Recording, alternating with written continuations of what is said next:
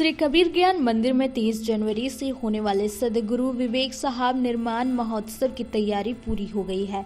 बुधवार को 4 बजे मंदिर से पूरे कार्यक्रम की जानकारी दी गई। बताया गया कि कार्यक्रम का आरंभ संत करीब साहब के साखी पाठ से होगा। कार्यक्रम का मुख्य आकर्षण सदगुरु मां का दिव्य उद्बोधन एवं जागो हिंदू जागो नामक नाट्य मंचन रहेगा। इस अवसर पर स्थानीय गिरिडीह झारखंड बिहार के अतिरिक्त अन्य राज्यों से हजारों की संख्या में श्रद्धालुओं के आने की संभावना है। कार्यक्रम की भव्य तैयारी की जा रही है।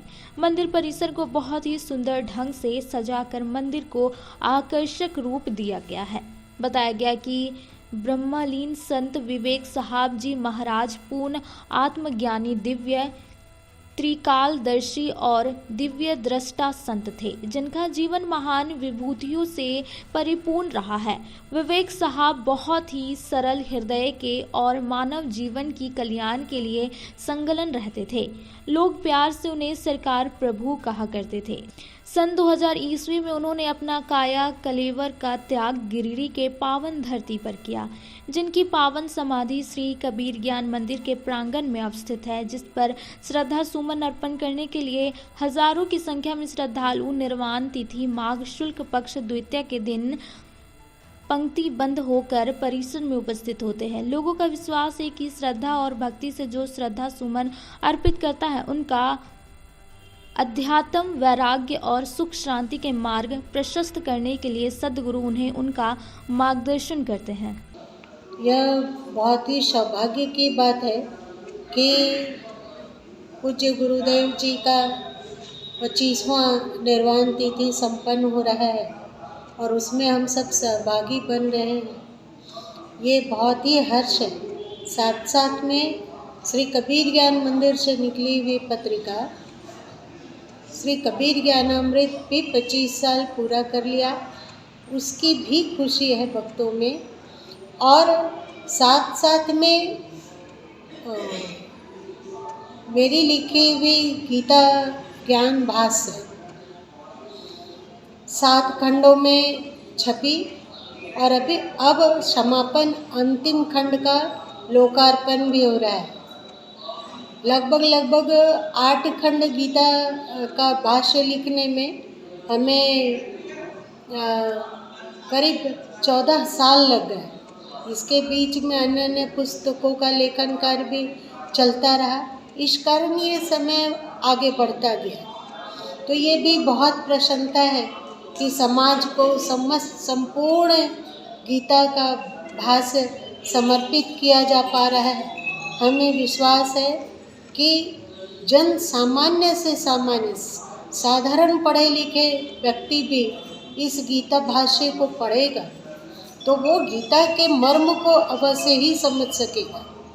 और साथ साथ में इस गीता भाष्य की ये खासियत है कि इसमें जो वर्णन छोटे छोटे वर्णन हुए हैं उनको विस्तार से समझाने का, जैसे भगवान श्री कृष्ण गीता के 18वें अध्याय के 40, 41, 42, 43 श्लोक तक समाज में वर्ण व्यवस्था का प्रचलन कैसे हुआ, कब हुआ, वर्ण व्यवस्था का मूल तथ्य क्या है, इसकी उन्होंने चर्चा की है। तो इस पर भी खुलकर लिखा जा पाए। और श्री कृष्ण ने ही कहा स्वधर्म निधनम श्रेय परधर्म भयावह, मतलब अपना धर्म ही प्रिय और दूसरे का धर्म भयावह है। तो श्री कृष्ण का कहने का तात्पर्य क्या था, इसकी भी चर्चा इन भाष्यों में लोग पढ़ सकेंगे। पंथ और धर्म और अध्यात्म 3 बातें जिसे कि लोग समझते हैं कि एक ही है। जो पंथ है, पंथ मतलब संप्रदाय, जो संप्रदाय है वही धर्म है और जो धर्म है वही अध्यात्म है। लेकिन इसमें खोलने की कोशिश की गई कि पंथ संप्रदाय क्या है, मत मजहब क्या है, धर्म क्या है और अध्यात्म क्या है। इस तरह की अनेक विशेषताओं से ये गीता भरी पड़ी है और इसे पढ़कर मेरा विश्वास है कि जितने सनातनी समाज हैं उसमें संगठन आएगा और वे पंथवाद, जातिवाद और प्रांतवाद, भाषावाद, वेशभूषा की विभिन्नता में पढ़कर अपने आप को अलग नहीं समझेंगे और लोग एक मुट्ठी बनकर उभरेंगे। और हमें विश्वास है कि श्रीमद् गीता भाष्य समाज के लिए बहुत ही उपयोगी सिद्ध होगा। इन सब खुशियों को एक साथ समन्वित करके इस बार का कार्यक्रम मनाया जा रहा है, संपन्न हो गया। वैसे तो श्री कबीर ज्ञान मंदिर गुरु गोविंद धाम में हर साल इस प्रकार का उत्सव मनाया जाता है, लेकिन ये जो वर्ष 2025 का उत्सव विशेषता से भरा हुआ है। जैसा हम सबों को पता चला प्रचार के माध्यम से या पत्रिकाओं के माध्यम से कि 25वां सालगिरह इस कल का मनाया जा रहा है। हमारे सदगुरु विवेक साहब जी महाराज की निर्वाण तिथि का 25वां वर्षगांठ है ये। साथ ही साथ श्री कबीर ज्ञान मंदिर में जो पत्रिका छपती है श्री कबीर ज्ञानामृत, उसका भी 25वां ही सालगिरह है। गुरु गोविंद धाम का स्थापना हुए 21 साल हो गया। और सबसे बड़ी बात, हमारी सदगुरु माँ के द्वारा जो रचित गीता ज्ञान दर्पण भाष्य है, 8 खंडों में जो अभी तक छप चुकी है, उसका भी विमोचन होने जा रहा है। जन जन तक ये श्री कबीर ज्ञान मंदिर के द्वारा प्रकाशित गीता ज्ञान दर्पण अभी तक जन जन का कंठहार बन चुका है। मुझे ये कहने में अत्यंत प्रसन्नता हो रही है कि लोगों के अंदर में एक विचित्र प्रकार का भाव उत्पन्न हुआ कि मानव मानव एक है। हम मानव जो भी जन्म लेते हैं सब यहाँ से कूच कर जाएंगे, एक न एक दिन प्रस्थान कर जाएंगे। इसलिए जो बहुमूल्य जन्म मिला हुआ है मानव जन्म, उसमें कुछ सदकार्य कर लें।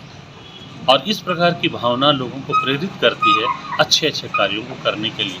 अब विद्वेष को कम करने के लिए ईर्ष्या, द्वेष, इस प्रकार की जो दुर्भावना है, जो दुर्गुण मनुष्यों के अंदर में भरा हुआ है, उसमें बहुत हद तक कमी आई है। लोग देखे जाते हैं यहाँ जब सत्संग में आते हैं और जब गीता पर कुछ उन्हें सुनने को मिलता है, या हमारे कबीर ज्ञान मंदिर में जब कबीर साहित्य के ऊपर में जब गुरु माँ का प्रवचन सुनने को मिलता है, तो लोग भाव विभोर हो उठते हैं। यहाँ के भजन के माध्यम से सदगुरु कबीर साहब के जो निर्गुण भजन है, उसको जब सुनते हैं तो वो भी मंत्र मुक्त हो जाते हैं। इन सभी जितनी भी अच्छाइयों को लेते हुए ये जो 25वां सालगिरह मनाया जा रहा है, बड़ी ही धूमधाम से 2 दिवसीय कार्यक्रम है।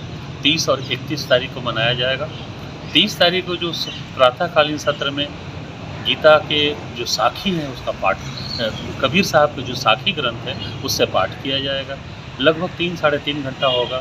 उसके बाद समाधि मंदिर में चादर चढ़ाया जाएगा। भक्तों के द्वारा चादर हर साल चढ़ाया जाता है। इन कार्यक्रम के बाद लगभग 4 बजे से जो नाट्य मंचन होगा, जागो हिंदू जागो, उसका जो विषय वस्तु लिया गया है वो हमारी सिर्फ एकता और अखंडता के ऊपर में आधारित है।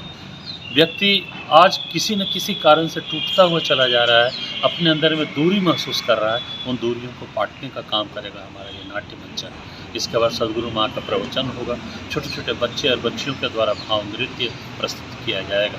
और दूसरे दिन का सत्र यानी 31 जनवरी का जो सत्र होगा वो प्रातःकालीन सत्र में समाधि मंदिर का पूजन करेंगे।